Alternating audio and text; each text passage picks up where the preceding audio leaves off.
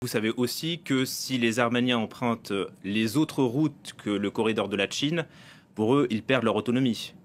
Ben, monsieur, tout d'abord, il n'y a pas l'autonomie pour le Karabakh.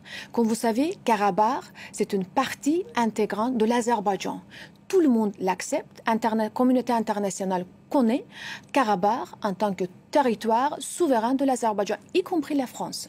Il y a même 4 résolutions, même à l'époque, en 1993, 4 résolutions du Conseil de sécurité de l'ONU qui disaient qu'il y a un respect de l'intégrité territoriale de l'Azerbaïdjan et Karabakh fait partie du territoire azerbaïdjanais.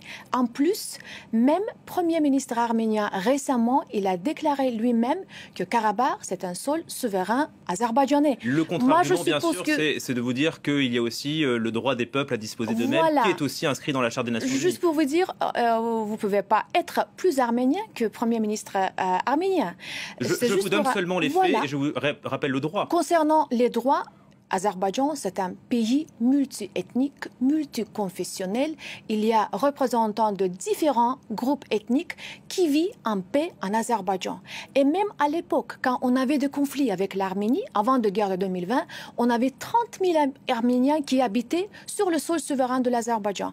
Aujourd'hui, bien sûr, en plus, il y a des Arméniens de Karabakh qui est à peu près 60 000 avec 10 000 personnes illégalement déployées, personnes forces armée en territoire d'Azerbaïdjan, Karabakh, c'est pas vraiment 120 000, c'est vraiment fortement exagéré.